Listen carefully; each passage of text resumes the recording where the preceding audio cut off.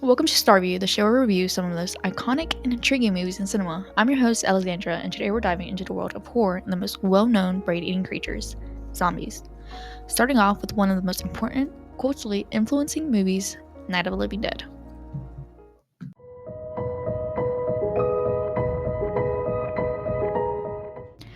Now, before we get started, I would like to credit Criterion Collection, Britannica, Wikipedia, and Rotten Tomatoes for giving me the information to review and give you guys some fun facts of this spectacular movie. So let's get started with George A. Romeo's most known piece of work, Night of the Living Dead, 1968 version, granting him the known title of Master of the Zombie films that got him the nickname of Godfather of the Dead. This movie is what credited him with establishing the modern zombie you know and love.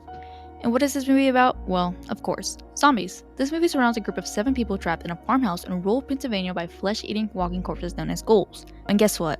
The group of survivors in fact do not like each other and are always arguing. I mean, it's not like they're not already in a bad mood for being scared for their lives.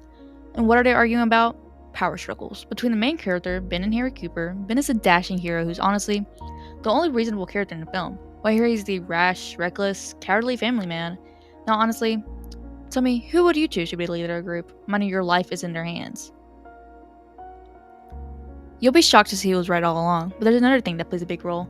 It's racial tension. Between all the characters, Ben is the only black character among the survivors. Interestingly enough, the movie was never intended to be a race commentary or political film. Romeo hired Dwayne Jones, the actor of Ben, for his acting skills, not because of his race. This by itself is groundbreaking for the time for how rare it was to see lead roles of a black character that was smart, brave, and assertive, breaking various stereotypes in American cinema. However, the context of the time led many to believe it was intentional.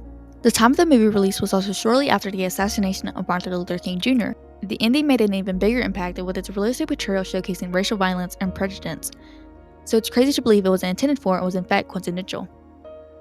The movie was also known for revolutionizing the horror genre by breaking rules and making new standards of graphic violence in gore in mainstream cinema, as well as portrayals of realism where endings weren't all that happy ever after.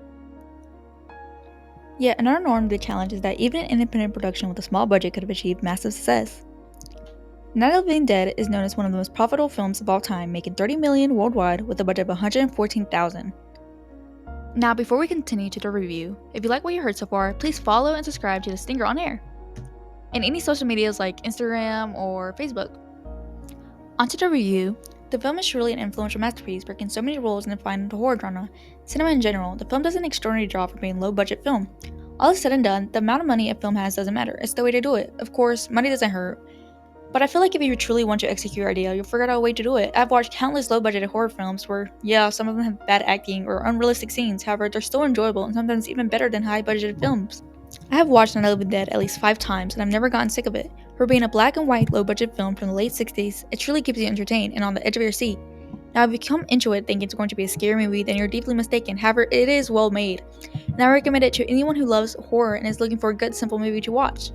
Now, I think there's multiple remakes of this movie, as well as the colored version of the original that I have yet to watch, but we'll definitely be viewing soon. Now that's all for Night of the Living Dead by George A. Romeo, in which some streaming services you can watch this movie on are Peacock, Amazon Prime, HBO Max, and Starz, most of which are locally currently free to stream on. Now that's all for today's episode for Starview. I'm your host Alexandra Flores, and until next time. Now, if you have any recommendations or movies you would like me to review, please leave a comment and share your opinion.